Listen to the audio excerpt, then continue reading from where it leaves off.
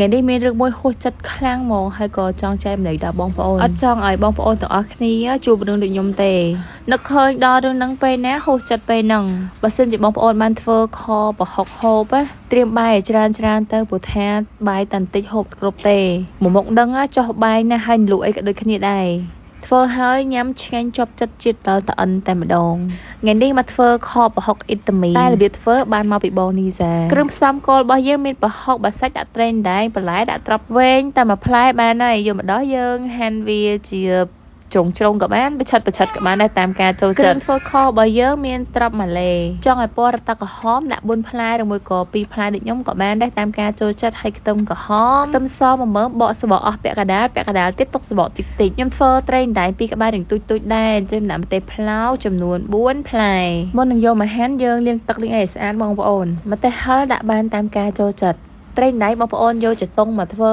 ក៏បានឬមួយក៏យើងយកអារៀងធំបន្តិចក៏បានដែរសំខាន់តែបានត្រីណៃស្រែសាច់វាឆ្ងាញ់ហើយក្លិនវាអត់ឆ្អាបទេបើសិនជាបងប្អូនចង់ដូរទៅជាត្រីពោក៏បានឬមួយក៏ត្រីផ្សេងក៏បានទៅជាប្រភេទត្រីអត់សកាធ្វើទៅត្រូវគ្នាណាយើងចាក់ខ្លាញ់ចូលមកបន្តិចមករួចយើងយកខ្ទឹមសខ្ទឹមក្រហមហើយនឹងម្ទេសដែលយើងបានហាន់មុនដល់យកមកដល់លីងវាឲ្យឡើងឈ្ងុយពេលលីងម្ទេសនេះយើងមិនបាច់ប្រើភ្លើងខ្លាំងទេយើងប្រើភ្លើងតិចល្មមប៉ុណ្ណឹង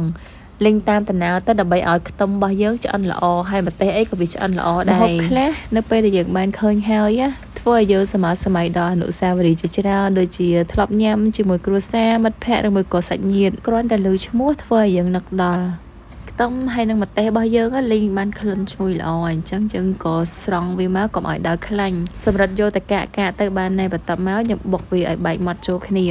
មុខនេះបើសិនជាបងប្អូនចូលចិត្តហឹរដាក់ម្ទេសរៀងច្រើនតិចទៅក៏បានដែរដូចខ្ញុំម្ទេស3-4គ្រាប់ប៉ុណ្នេះមកល្មមឆ្ងាញ់នៅពេលដែលខរួចវានៅរសជាតិហឹរតិចទេខ្ទឹមហើយនឹងម្ទេសឆ្អិនអញ្ចឹងវាស្រួលបុកបងប្អូនបុកតាមផ្លែតបែកអស់ហើយបើនិយាយពីក្លិនវិញឈ្ងុយល្អណាស់ហើយខ្ទះមិញយើងសម្រិតកាកវានៅសល់តែខ្លាញ់ហ្នឹងយើងយកមកលីងជាមួយនឹងម្ទេសហើយនឹងខ្ទឹមដែលយើងបានបុកមាត់នឹងលីងម្ដងទៀតតែក៏មិនបាច់ប្រើភ្លើងខ្លាំងដែរបងប្អូនព្រោះថាមានម្ទេសមានអីចឹងវាឆ្លក់ណាស់បន្តមកយើងយកប្រហុកសាច់មកឆាជាមួយគ្នាបើសិនជាបងប្អូនប្រើប្រហុកឆ្អឹងយើងក៏ច្រាំវាសិនទៅដើម្បីឲ្យបែកឆ្អឹងម៉ត់ល្អ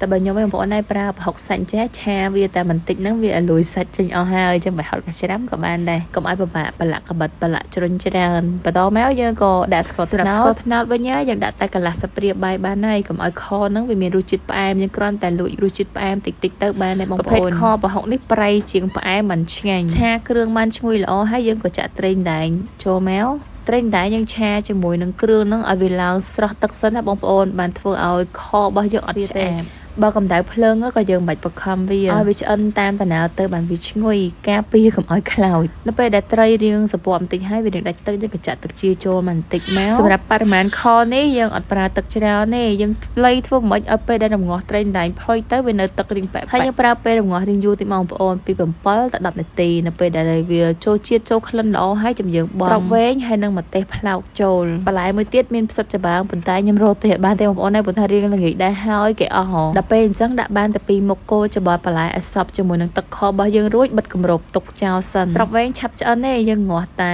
4-5នាទីហ្នឹងឆ្អិនហើយបងប្អូនហើយក៏មិនបាច់ចាំរំងាស់ឲ្យវាឆ្អិនខ្លាំងពេកដែរវាទៅជារលួយតែវានៅត្រឹមឆ្អិនប៉ុណ្នេះយើងបិទភ្លើងទៅប៉ុណ្ណឹងបានហើយត្រប់អីវាផុយទន់ល្មមឆ្ងាញ់ទឹកខបងប្អូនពណ៌ក្រហមហើយនិយាយថា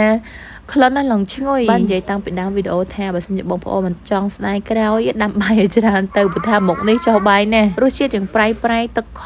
ឡងខាប់ល្អហើយឃើញក្រហមអញ្ចឹងប៉ុន្តែអត់ហឹលទេវាខាប់ចេញមកពីខ្ទឹមហើយនឹងត្រាប់ដែលយើងងាស់ហ្នឹងបានជាលក់ជាមួយនឹងលក់ខ្ចីទៅបងប្អូននិយាយពីថាអូយឆ្ងាញ់ផ្ដាំមេឃហ្មងជាពិសេសផ្កាស្នោហើយទៅយងជែកនឹងឲ្យរឿងចាត់តកូនខ្ចីទៅយកទៅថាបាយមួយចានហើយមួយចានគ្មានដឹងឆ្អែតទេ